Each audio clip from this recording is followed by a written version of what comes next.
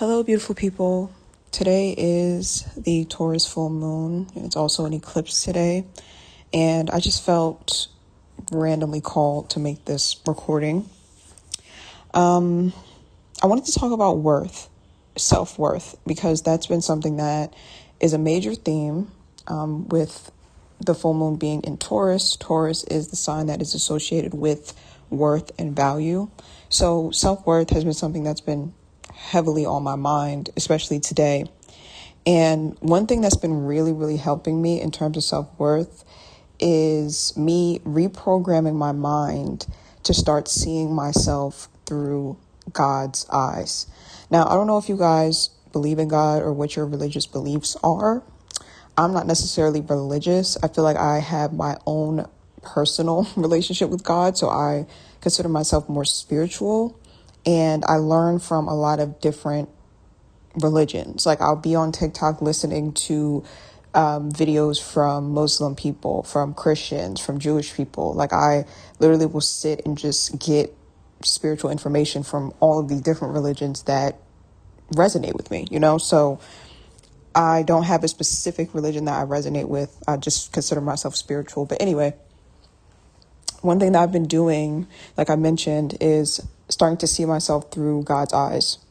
And what that means is that I have been really sitting and asking myself, every time that I criticize myself or every time I find myself feeling like I have to do something in order to be valuable or worthy, I stop and ask myself, where did I get that from?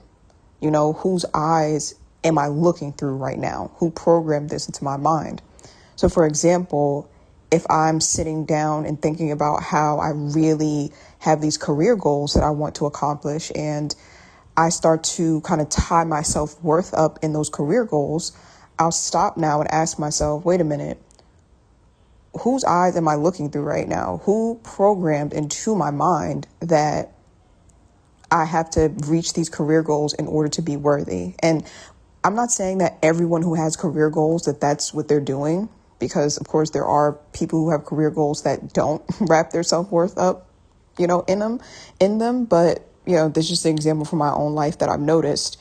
Some people wrap their self-worth up in their looks. They'll look in the mirror and say, oh, I need to, change this or change that because then I'll be worthy, right? Some people wrap their worth up in their academic success. It's a lot of different things that we as humans wrap our worth up in. And I just encourage everyone to, whenever you find yourself doing that, because it's something that's so normalized that we just do it on a daily basis, we don't even realize we're doing it. I just encourage everyone to really ask yourself, who taught you this? Like, where did you get this idea from that you have to be doing these things? You have to be accomplishing these things. You have to look a certain way. You have to be. Okay, sorry, y'all. My recorder just randomly cut off. I kid you not. I don't know why that just happened. It randomly just froze. But like I was saying, whenever you find yourself having this mindset of I have to do something or I have to be a certain way in order to be worthy and to feel loved, you have to ask yourself where you're getting that from, and understand that whoever programmed that into your mind, they most likely do not have your best interest at heart. So a lot of the times these programmings come from two places, right? They come from our family, because they are our first programmers, right? Like, they're the ones who program our mind from a young age. And then the second place is society. And when I say society, I'm including your peers in that. So like when you go off and start school and you start to measure your worth in terms of what your peers think of you, I consider that as part of society, right? So, and then it continues on after school and when we're adults, right?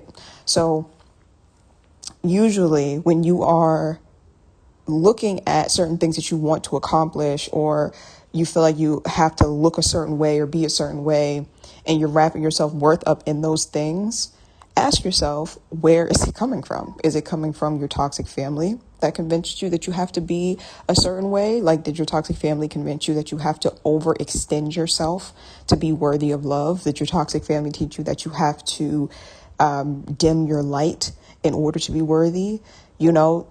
Ask yourself those things. And understand that if that's the case, then these were people that did not have your best interest at heart. And so seeing yourself through their eyes, it's not going to give you good results in life. So ask yourself that about your family. But then also, like I said, ask yourself, is society programming me to think this way? Especially when it comes to your external appearance. Like when you look in the mirror and you say, oh, I need to change this or I need to change that. Especially if you are a person of color. Of course, I am an African American woman. So I would have to do a whole separate video about the way society degrades Black women specifically, the way that we're constantly degraded for our features, for our skin tone, for our hair texture. It's like, it's just straight up psychological warfare from a young age, being a Black woman. So, when you look in the mirror and you start to pick yourself apart in that way, ask yourself, whose eyes are you seeing yourself through? That's the eyes of society. And society was created by people who really do not have your best interest or anyone's best interest in mind except themselves, which I have to do a whole video on, especially if you're someone who lives in America. We all are aware by now that America was founded on straight up racism. So a lot of the beauty standards in America are straight up racist. And so when you're looking in the mirror, especially if you're a person of color, you are seeing yourself through the eyes of a racist.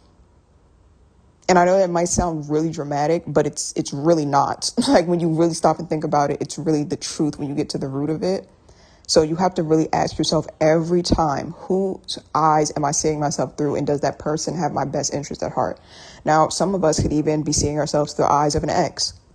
Maybe your ex tore you down psychologically, mentally, emotionally. Even if they weren't directly doing it, they could have just been withholding a lot. And that can tear you down too. It's not always about a partner who was telling you every day, you're ugly, you're stupid, you're this, you're that. No, sometimes it was just when you are hurt and vulnerable, they give you the silent treatment. They ignore you. They stonewall you.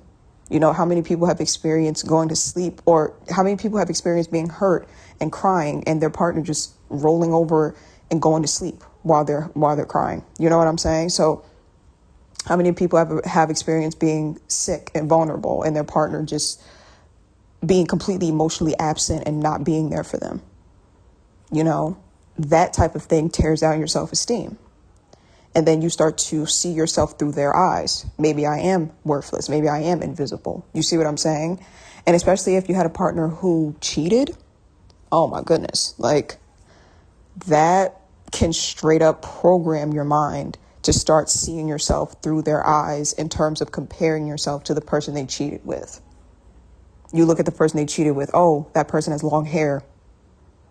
I wish I had longer hair now. You see what I'm saying? And this is not even something that's done consciously necessarily. This is something that your brain naturally does, because when you're with someone and you're in love with them and you're attached to them and they are abandoning you or rejecting you in some way, it's painful.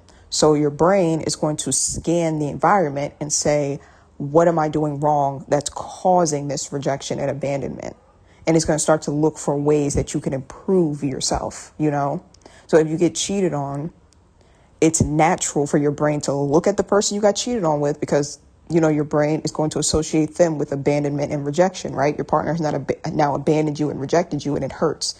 So your brain's going to look at the person and say, what is it about that person? I need to be more like them, because then I would not have gotten cheated on. Now, we all know consciously and logically that that's not the case, that cheaters are just scumbags. So there's nothing that you could have done to prevent it. I mean, the most beautiful, successful people in the world get cheated on, but your brain just naturally does it. Your brain naturally does that. It looks at the person and says, oh, like I said, this person has long hair. This person has this person has that. And your brain holds on to that image and says, I need to be more like this. And it's stored in your subconscious. And you have to actually work to deprogram that out of your subconscious. Because like I said, logically and consciously, we know that being more like that person wouldn't have made a difference. You know what I'm saying? Like, people cheat because they're cheaters. It has nothing to do with us. But it does get programmed into our subconscious, and we have to do the work to deprogram that. So we can start to base our self-worth on that trait that the other person had that we maybe don't have. And now we're working to go and get it. You know what I'm saying? So, and it can go for like, people who get cheated on with other traits other than looks. Like, for example, I had a subscriber who, was saying that they got cheated on and left for someone who had more money than them. This was a male subscriber, and he was saying, yeah, my girlfriend cheated on me and left me for someone who had more money than me and things like that. And I just wanted to give that example because, it can differ in terms of like whatever the trait is that we look at and we say, if I had more, I would have never got left. I would have never got abandoned. I would have never got rejected. I wouldn't have got cheated on. It could be different traits. It doesn't just have to be beauty. So I just wanted to give that example of a man who said that his partner left him for someone with more money, and it just devastated his sense of self-worth. And he started to feel like, if I had more money, that wouldn't have happened. You see what I'm saying? So we can start to see ourselves through that person's eyes, the person who cheated, the person who left, the person who abandoned us. And every time we look in the mirror, that's all we see. We see ourselves through their eyes. And cycling back to what I was saying from the beginning, I have started to reprogram my mind and to see myself through God's eyes instead. Because God, regardless of whatever your religious beliefs are, in terms of my spiritual beliefs, God sees us through very unconditionally loving eyes. The way that a good parent sees their child, that's how God sees us. And if you're not a parent, you could be an aunt or a cousin. Like, have you ever just had a baby in your family and you look at them and you're like, oh my gosh, so precious, and you just love them so much? And I've definitely experienced that with my nephew. When he was a baby, I would just stare at him and just wanted to cry because he was just so beautiful, so precious. And if you think about it, you're never looking at them in the way that society looks at people. Like, when society looks at people, they automatically compare, right? Like on Twitter, I saw somebody saying, oh, this new artist, the artist Tyla, the one that has that song Water that's been all over TikTok. Love her, by the way. But people were saying, oh, she's so much better than this artist and that artist. She's so much prettier. She's so much this, she's so much that. And I'm just like laughing because I'm just like, society has worked people's minds so much to the point where it's always a hierarchy. They're always like, it just never fails. They're always comparing people. They're comparing the money. They're comparing the looks. It's like it's a sickness. They just can't stop themselves, right? But when you think about how a mother sees their child, or like an adult sees like a baby in their family, you never really hear them saying like, oh, my child is the prettiest. Look at all these other babies that were in the hospital at the same time, but they weren't as pretty as my child. Now, there are some narcissistic parents who behave that way, but I'm not talking about that. I'm talking normal healthy parents. When a baby's first born, they just have so much unconditional love for that baby, and the baby is just precious because of who the baby is as a person. You know what I'm saying? Like, this is my child, this is my son, my daughter, my cousin, my niece, my nephew. Like, the baby's just precious just for being born. You know what I'm saying? There's no comparison. There's no any of that. They don't have to work. They don't have to be a successful baby model in order to, you know what I'm saying? A successful baby actor in order to, be deserving of that love. They just actually get it like the day that they're born, and there's no comparisons. There's no any of that. So that's the way God sees us. He doesn't look at us and compare us and say, oh, you are not as pretty as this person, so I'm going to give that other person more worth than you. I'm going to assign them more value than you because they're prettier than you. That, you know what I'm saying? It makes no sense. God would never say such a thing, but that's what society does. That's what toxic, narcissistic partners do. And, when it comes to reprogramming my mind to see myself through the eyes of God, I always have this visual image in my mind, because when it comes to society, right? Because we live in a society that's very male dominated, and a lot of men in our society really truly think that they're God. Like, they really truly think that in this patriarchal society. And they're programmed to believe that because, again, this is a very misogynistic patriarchal society that we're in, right? So I have this visual image of like a man, right? And I'm not saying that there aren't women who are like this, but just like I said, I'm looking at it through the lens of patriarchy and misogyny, and a man who puts me who puts me in a lineup with like other women. Like, let's say this is like my ex, right, who cheated a lot. And he put me in a lineup with like other women that he cheated with. And he gets to go to each woman and say, okay, I like you better because of this. I like you better because of that. So I'm going to give you this much value and you that much value. How degrading is that? Would you want to be in a lineup like that? No, you wouldn't. It's degrading and it's dehumanizing. And if you think about it, the man that's assigning the value, who the hell is he? You know what I'm saying? Like, I think about my exes, like, who are you to ever try to put me in a lineup and tell me what my worth or my value is? And it's not like I'm saying anybody has directly done this to me, but when someone's cheating on you and you're giving them the option of whether or not, of letting them choose, you know what I'm saying? That's basically what it is. If you think about it, like a visual representation of that is like that person being like, okay, I choose you, so you're more valuable than this person. They're more valuable than you if I choose them. Like, you know what I'm saying? Who the hell are you? You're a human. You don't get to dictate my worth or my value. You liking someone else or you cheating and going off with someone else, that has nothing to do with my value, because again, in the eyes of God, I have inherent worth, inherent value. I was born with it. Nobody can take it from me. Nothing external can take it from me. I lose all my money. The worth and value are still exactly the same. My boyfriend cheats on me and leaves. The value and the worth are exactly the same. Like, if God were to line you up with a bunch of people, he would assign value to each one equally. He would. And there would be no comparison because of that. It's society that causes people to compare and things of that sort and to base their value off of that. God doesn't do that. God assigns everyone value. God loves you unconditionally. You see what I'm saying? So when you see yourself through God's eyes, when you look in the mirror, there's nothing bad to see. Because what are you comparing it to? Nothing. Because God doesn't compare it to anyone. Like he very much made you unique. And it's like, you look in the mirror, there is no comparison. And when there's no comparison, you don't feel your worth or your value going down at all, ever. When you look in your bank account, yeah, if it's low, you're going to be irritated because we need money to survive, right? But your worth and your value won't go down, because what are you comparing it to? Nothing. Compared to a rich person, what does that mean? Nothing. Like, yeah, it's more ideal to have the money that they have. I'm not saying that, not saying money doesn't matter at all, but God doesn't compare your bank account to the next person's in order to assign you your worth and your value. You get what I'm saying? Basically, God doesn't compare you to anyone. So therefore, your worth and your value cannot go down compared to anything external. So if you start seeing yourself through God's eyes, it's like, it's just freeing. You feel free. And external things can no longer dictate how you feel about yourself.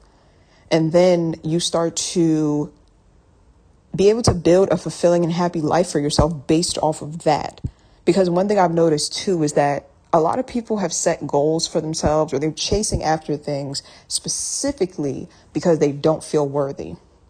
And then they get it and they still feel empty. You see what I'm saying? When you see yourself through the eyes of God and you feel like you have that worth, it gives you this very fresh, clean slate to say, okay, I am worthy and valuable and I don't have to chase it. I don't have to do anything. So what do I want to do now with my life? What is going to actually make me feel happy and fulfilled? You can be thinking, I thought I wanted to be rich and famous, but turns out that fame is just something I was chasing because I felt like I wasn't worthy. So what do I actually want to do with my life? Maybe I want to dedicate my life to service, or maybe I want to dedicate my life to this or that. Like, once you kind of start to see yourself through God's eyes and see your inherent worth and value, it's like it just clears this path for you to be able to go after the things that you truly find fulfilling, and not go after things that you feel like you need in order to feel worthy, or in order to feel that in order to fill that void. You see what I'm saying? So that's all I wanted to say. I hope that this was helpful. Yeah, that's all I wanted to say. I hope that this was helpful. You guys always tell me that these little rambly audios, that you like them. So I try to do them whenever I can, whenever I feel called to. And I love you guys, and I will see you in my next video.